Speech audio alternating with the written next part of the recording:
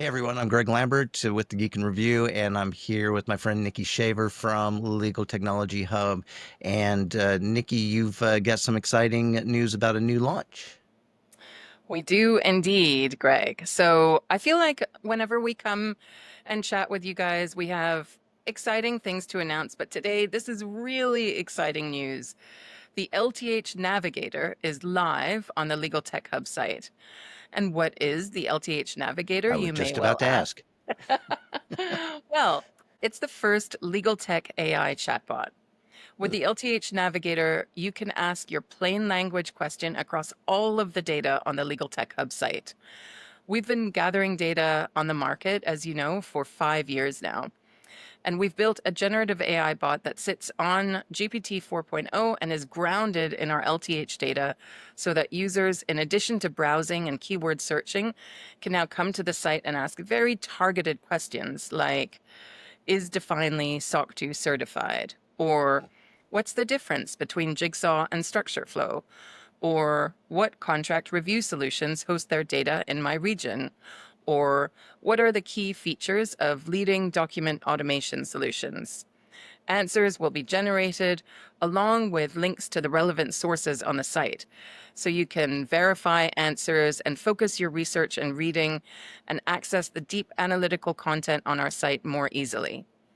And bonus, although a lot of our content is for paying customers only, for now, everyone will get one free query per week on LTH Navigator. So visit legaltechnologyhub.com and try it for yourself.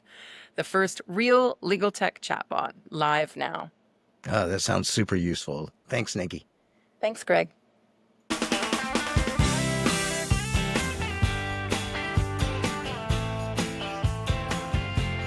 Welcome to the Geek and Review, the podcast focused on innovative and creative ideas in the legal industry. I'm Greg Lambert. Marlene is taking the week off. I think she's on the beach somewhere in Italy this week, getting some R&R. So good for her. But this week we're diving into some of the most high-profile moves that are happening in legal tech right now, specifically with the folks over at Harvey.ai.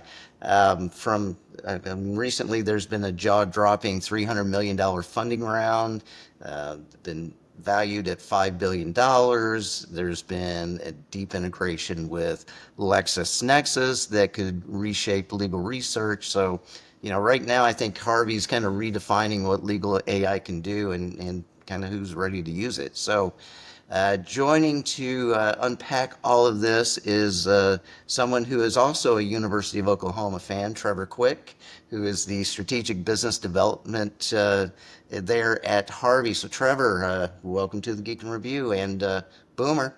Sooner. Thanks for having me, Greg. Really excited to be here. Always nice to go from a listener to a contributor to a Yeah. wonderful podcast. Yeah, just so people know, you and I have kind of been working together for the last, I don't know, year, I guess, with some of the stuff here at work.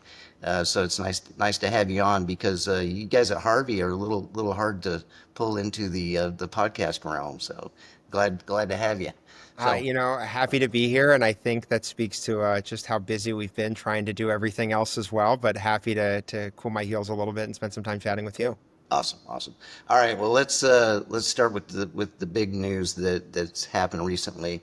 So Trevor, there's that $300 million Series E funding and a $5 billion valuation. I mean, you guys are in some serious territory now. Do you mind kind of walking through what this round of funding means for Harvey and why investors are really betting so big on legal AI right now? Yeah, absolutely. I think for us, what it means for us is a couple things. One is recognition. I think there's been a tremendous amount of hard work. We're approaching 3 years as a company, and it's awesome to be able to see kind of recognition of the effort, the growth, the innovation that we've been putting in, both from a product side, building out our team, and the partners, whether firms or in-house teams that we've been able to work with, like you guys. I think that it's really just a vindication of what investors are hearing about what Harvey is doing for our partners, and once they see it and can kind of get the opportunity to invest, they're really excited about that as well. And we're really excited about how, on the second part of that, it's not just recognition, it's about kind of deploying that and going forward. And I think it allows us to do so much, whether it's increase the kind of talent pool that we have here internally. We're growing like wildfire. If you check out our employment page, there are a lot of roles open, and we're really excited to kind of add more and more members to the incredible team we've built here so far. And I think the other part of it is it just continues to speak to where we hope to be long term and who we can partner with as a result of that. Folks like you mentioned, LexisNexis, but also iManage, and so many countless others really recognize, hey, Harvey is increasingly becoming a necessary tool, if not already, for users kind of around the world. And so we want to continue to kind of capitalize on that success. And this latest round allows us to do that even more. Yeah. So, and we heard this week that VLEX was acquired by Clio. So there's a lot of movement going on, a lot of money going around. But I know a lot of startups would love to get just even a little percentage of what, investors have invested in Harvey.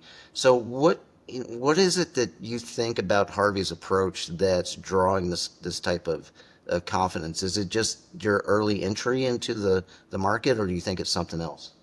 I'm not sure what investors are thinking, but I'll say what I think. Our users and our partner firms and our partner in-house teams really resonate with, and it's the way we're structured. We have been from the very beginning with Winston as our kind of legal founder, and then Gabe as our technical founder.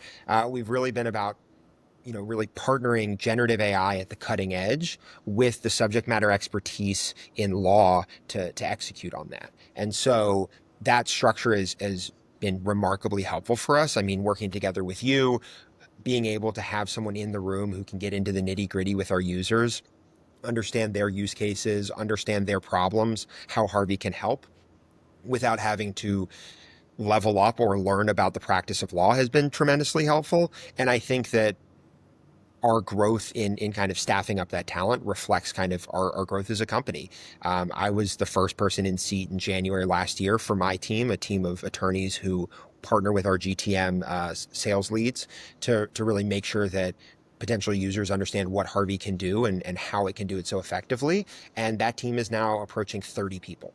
And so in 18 months, 30 people, that's a lot of growth, but it reflects a real acknowledgement that that's valuable, that drives a stickiness of the product that, combined with the kind of intuitive nature of Harvey and the best-in-class outputs, really allows us to speak to a user base that is difficult for legal technology to kind of meet where they are usually, which is lawyers especially. Yeah, yeah. And I think if people aren't paying attention, it's not just the money that you're being able to drive, but also just the who is driving that money. Because in fact, a lot of people would be surprised that LexisNexis has put in a lot of money along with Sequoia, OpenAI, and more. So you've got this unique combination of investors, really a elite group.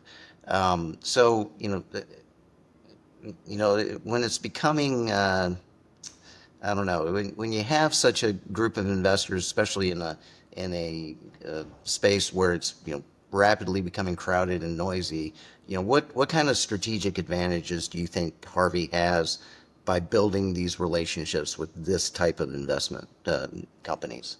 Yeah, I think, look, we're incredibly privileged to work with folks like OpenAI, Sequoia, LexisNexis, Google Ventures, Kleiner Perkins, the list goes on. I think for us, it really helps build credibility in a very, I don't want to say suspicious, but investigatory group of potential users, right? Law firms, legal professionals, those are folks who are incredibly focused on how can we make sure that what we're seeing is accurate. These are people who negotiate, diligence, investigate professionally all the time. And partnering with those institutions really helps give us credibility on every front. I think partnering with OpenAI gives us credibility on the technical front, but it also allows us to kind of leverage that relationship. And now we have relationships with Anthropic and with Gemini, and making sure that we're actually leveraging a multimodal approach. It's been really exciting. I think that on the Sequoia front, obviously, what that means is kind of the professionalism of the business, the anticipation of how much we can grow. That speaks a lot. Same with Kleiner Perkins, obviously. And then for who wants to be a part of this? If you're talking to an engineer in Silicon Valley or myself, an attorney in New York, you say names like that and that raises eyebrows. And then I think from the Lexus side of things and Relix's investment with us, and coming back for more, especially, I think signals that we really increasingly are a must-have tool in a lawyer's tool belt, and or if we're not the tool belt itself, as we like to think. But I think that means that we're going to continue to produce that best in quality legal output, and with that best quality legal output, we're hoping that there is a flywheel effect, like our users see with efficiency on the platform, with partnerships. I manage and so on, and so the investor part speaks to a kind of deeper relationship and trust. It's also a huge kudos to our team. I mean, the folks working on these rounds, on these partnerships, they are some of the most talented people in the world. They could be working anywhere, and they're working with us, and they're helping kind of deliver value across the platform and across the company for all of us, and we're really excited to have them. Yeah. Well, it's I know for this audience, the LexisNexis partnership, especially with the data, the Lexis data that was announced just this month. Let's dig into that a little bit. So what does that collaboration with LexisNexis and Harvey enable you to do that wasn't possible before? Are you now able to think with the Lexis data? Yeah, it's a great question. I mean, first, I really want to call out how excited we are to work with Lexis personally, as someone who was an avid Lexis user in law school. Really excited to get to kind of partner with them and leverage the benefits of what they've put together as a business over decades in the platform in a native and kind of intuitive way. And I think that that's really the value add, right? Harvey has always been very forward leaning and open about, we want to meet attorneys where they are, and we want to make sure that they're leveraging the kind of best data. I always say that I think about everything an attorney does in a series of steps, and I try to figure out where Harvey can plug into those steps. Increasingly, we're able to plug in more of those steps, and Lexis is a lot of steps that we can now do. I think making it native to the platform, the one thing that we consistently hear from maybe more skeptical prospective partners is, I don't want to make my attorneys, my users, kind of jump around to a bunch of different windows to leverage the full capacity of generative AI. This now allows them to do that more effectively in the platform. And we've always been big on trust but verify. We internally and externally test Harvey's outputs, and we really are very excited that we have those best in class marks when kind of tested in that way. But we also know that attorneys want to verify the information they're getting from Harvey, from any generative AI tool. And this LexisNexis partnership allows us to give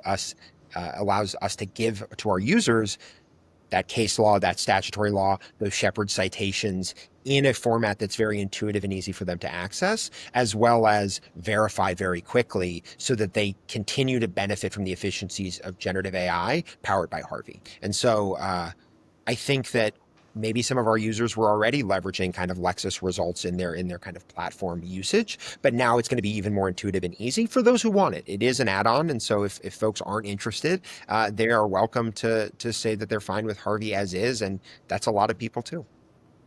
Okay. So, yeah, that's been one of the things that, and I'm living proof of this, of having lawyers jump from one system to another. So if we were to get the Lexis add-on for this, then, because right now, I think most of us that have Harvey say, this is great with the data that you give it, but don't use it for pure legal research.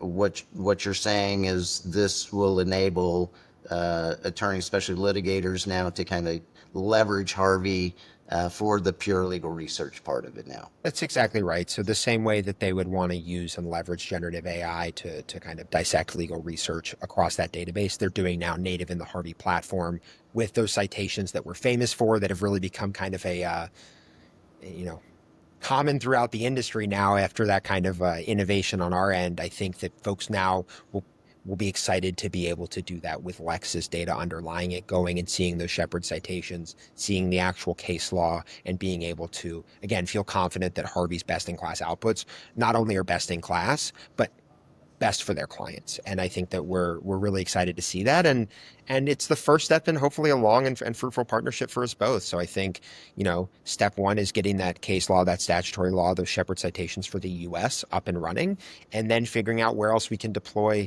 their kind of expertise and data set with our generative AI know-how. Yeah.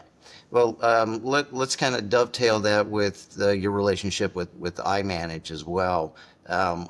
What is that relationship going to enable the users to do? Yeah, I think again, really throughout all of our partnerships, it's about where can we meet attorneys where they're currently working. That's why we have a Microsoft Word add-in. That's why we already have integrations with SharePoint and Google Drive, and we're excited to add iManage to that. I am not an engineer. I clearly made a career misstep going the legal route instead of the generative AI engineer. But the integration will be comprehensive, and we're the only legal tech generative AI company out there that has an official partnership with iManage. And so I think kind of taking their incredible, functionality, their incredible user base and making it so that they can better use Harvey and doing vice versa for them, helping them tap into our user base and make the documents that our users already have on iManage more accessible and valuable is really going to be important and impactful. Yeah. Well, I know you just said that you missed out by not being an AI engineer, but there's recently been some improvements in the functionality, and I think one that really stood out to me was you recently launched the workflow builder, because there's been some workflows that have been developed on the back end by Harvey, and now you're enabling us to kind of set up some workflows on our side as well, and and now you've got like not just the workflow builder, but the Vault document review enhancements, and now deep research mode. So if you could give our listeners your elevator pitch on these three new capabilities as problem solvers for lawyers, how would you pitch us?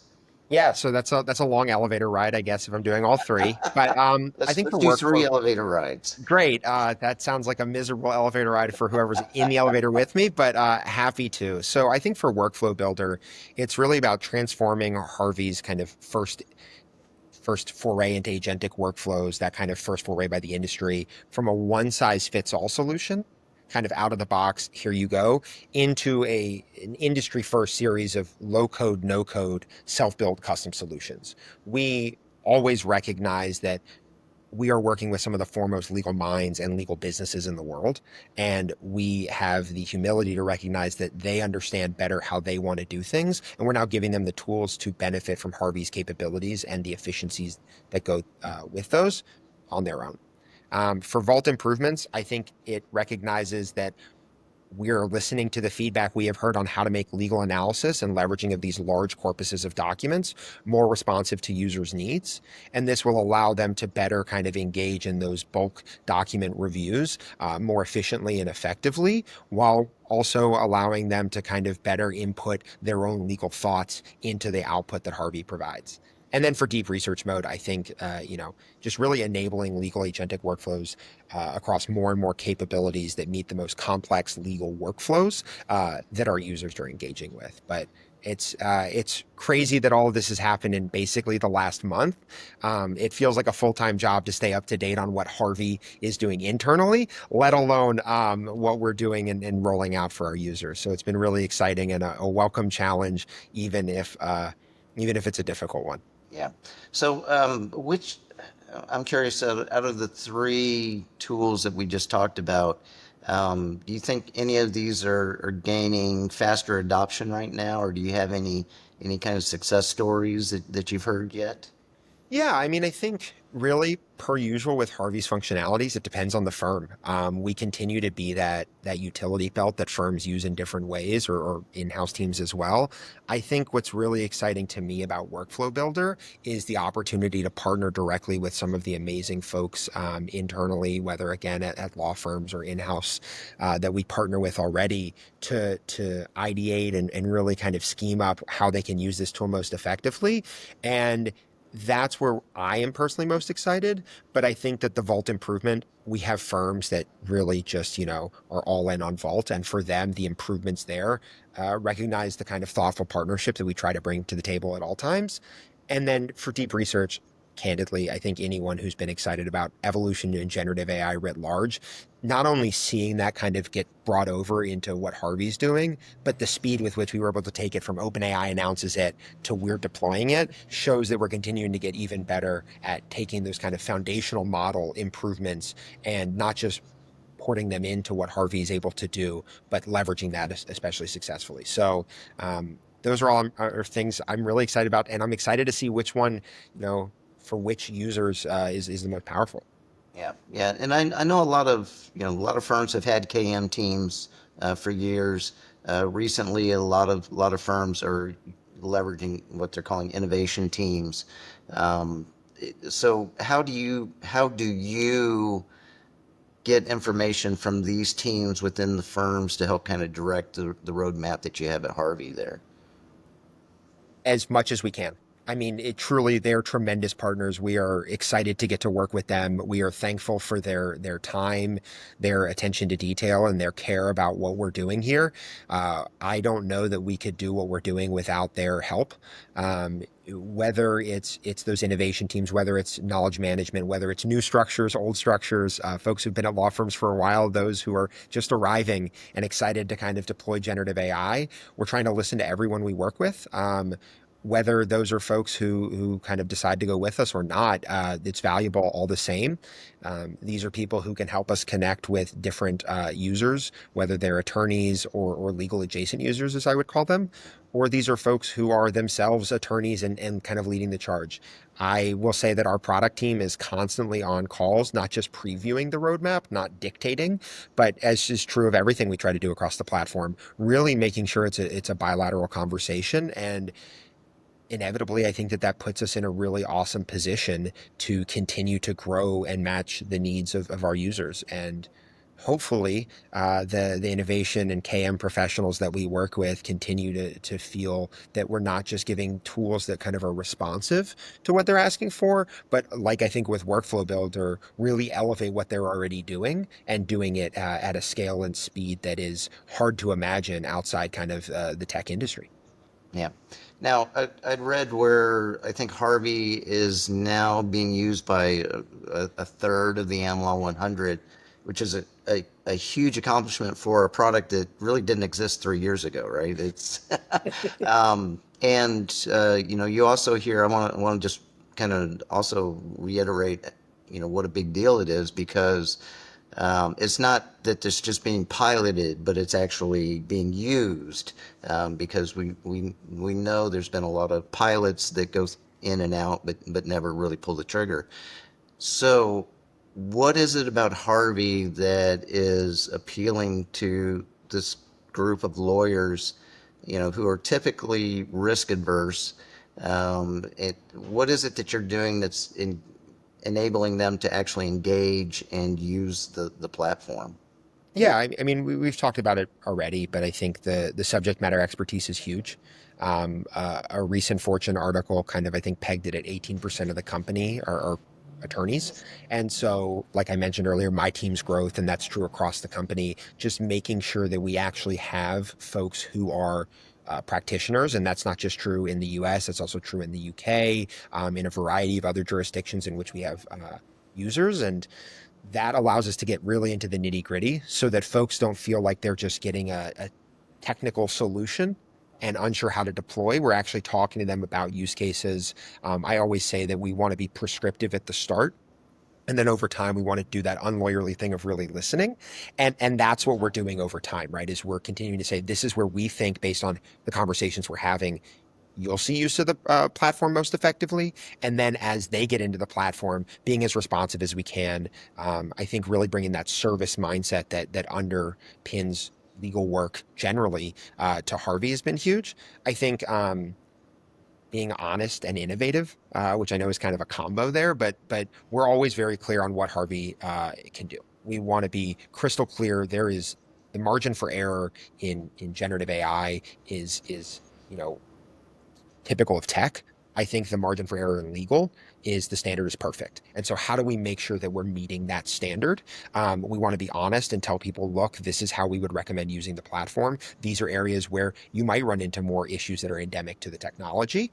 And then once we've done that and built that trust, that candor, the innovations can kind of really shine because then they know we're not just kind of fluffing the product when we say, here's what Harvey does, here's the new capability, here's how we envision it working for you. And I think that that's very helpful. In my time at Harvey, we've gone from being able to handle 5 documents at a time to now 10,000 at Vault. And that's in now 18 months, but I think that that took place in about a year. That's a crazy level of innovation, I was going to but say it it was only 5 when I started off. yeah, and that's only possible if you're honest up front, right? I think Yeah. if you don't say, "Hey, it can only handle 5 at the onset," if you say it can handle 10,000, people won't give you that second chance, especially not lawyers. And then ultimately, I think that there's the element of the previous partnerships. I practiced at Skadden Arps, and I know in the 1980s, Skadden Arps really grew by virtue of its kind of like embracing of hostile takeovers, and a lot of firms wouldn't touch that work. Then Skadden started having a tremendous amount of success with that work. And a lot of law firms said, okay, that works for Skadden. They're now getting the clients that we would like to have or had. We would like to do the same type of work as them. And I think that that's true in legal technology as well. If your clients are undergoing this kind of generative AI revolution that we're seeing globally in every facet of our lives, and you as a law firm are not going along with them, that can be a hard conversation. And I think that's where, again, having subject matter experts, being honest, and being so innovative allows us to step in and say, hey, we can be a great solution for you, but we can also be the type of solution you can talk to your clients about, and they're not going to have concerns because we put the technical side at the forefront, the security side at the forefront. We really want to be best in class from service, from output, from all of those different areas. And that's had a lot of success. I frankly am surprised more people aren't trying to do it, but here we are, and we're excited to kind of have hopefully cracked the code a little bit. Yeah. Well, let's flip that coin because there's a lot of talk in how it can improve what it is that the lawyers do, but also I know you've heard this because I've heard this that there's a lot of talk of when people use something and they see that something that took hours to do can now take minutes to do. The first thing a lot of, especially some of my older partners come to me is like, hey, I'm glad I'm retiring within 5, 10 years because I don't know that I'm going to have a job. And I know we talk a lot about AI not replacing lawyers, but rather augmenting lawyers and opening up opportunities. But when a lawyer comes to you and has that fear about AI eliminating potentially eliminating jobs in legal, what is it that you tell them? I mean, frankly, what I hear from attorneys that I speak with every day is excitement for what it's going to eliminate off of their plate every day. I mean, we're talking about bulk rote tasks that take hours and hours on end.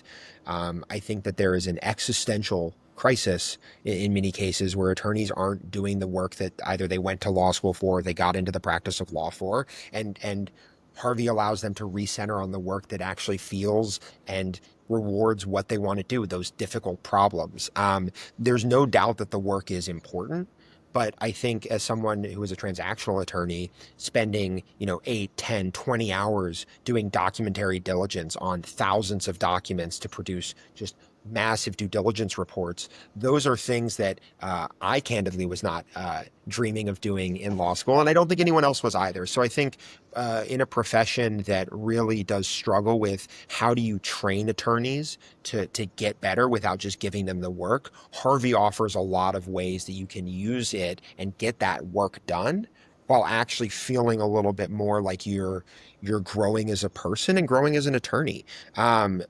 ultimately, I think that the success we're having is due to people really buying into the idea that it's AI augments their capabilities. It makes them more effective attorneys. And when you boil it down, whether you're in-house or at a law firm, it's all about client advocacy and being able to do that more effectively, not just makes you better at your job, but it makes you feel better about your job because you know every day that you're actually you know, facing and dealing with the hardest problems available.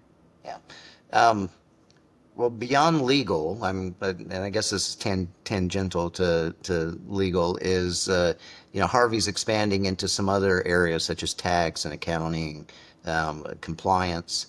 Um, so, how are you at Harvey thinking about the future role of Harvey in these adjacent professional services?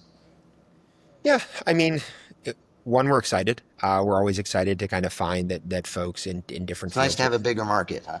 I mean, I think it's for me. I'm a people person. I like to think, and it's excited to have just more people who will put up with listening to me talk about what Harvey can do. But really, it's about taking the same approach that we think we've been very successful with so far and bringing that broader. We want to partner with the best out there. I think one of the interesting things about the way that Winston and Gabe kind of approached Harvey's growth from the earliest stages is that they wanted to work with the biggest and the best firms and cement the quality by market signaling in that way. And I think we want to do that in these other areas.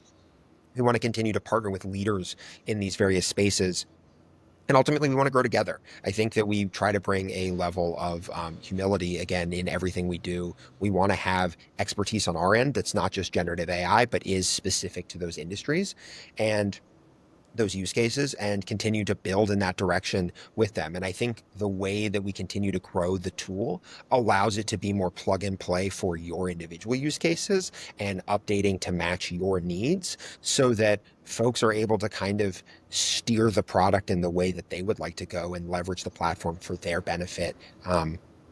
Ultimately, I think already working with PwC, seeing a lot of interest with in-house teams, with law firms about different applications or practice areas of Harvey. I think we're continuing to see just real excitement about what Harvey can do in the same way that we're seeing it in legal. And so copying that formula with some lessons learned baked in, I think is really crucial to success.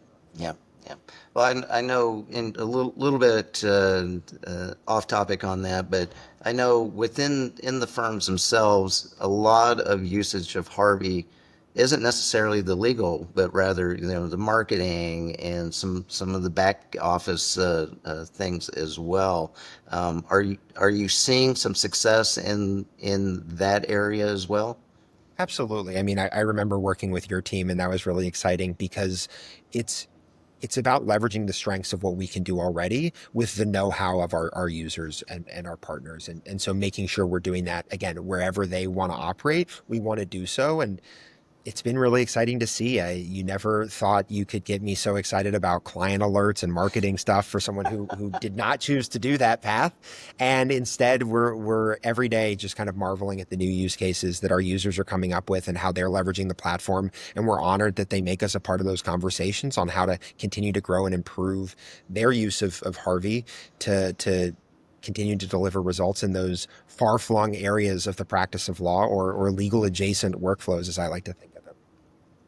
Yeah, and I would think with the deep research and with the agentic workflows and things like that, that's just you're going to see more and more of those not specifically legal use cases, both at law firms and elsewhere. So, We hope so, and we're already starting to see it, but never hurts to continue to see growth and exploration of the platform in new and novel areas. all right, Trevor. Well, we've reached the crystal ball question, so I'll let you reach down, pull out your crystal ball, and look into the future for us. Um, what do you think the legal services ecosystem kind of looks like if Harvey's vision is fully realized? I think the one thing I've learned in 18 months in generative AI is if I try to predict the future, I'm going to remove all doubt about my lack of knowledge about the future. I do think from the themes that we're kind of continuing to grow on, we're going to see more and more doubling down on intuitiveness, making sure that what users are being asked to do on the platform, and being asked to do in leveraging generative AI for their legal needs is going to seek to be more intuitive and less heavy of a burden, whether it's prompting burden or kind of window jumping, as we were talking about. I think the other thing is collaboration. We're hearing a tremendous amount of appetite, both from the law firm side as well as from the kind of in-house or client side, that they want to be working together. And we're really excited for what the platform offers them in that way, and being able to kind of build a very secure playground where folks can collaborate together very effectively and efficiently.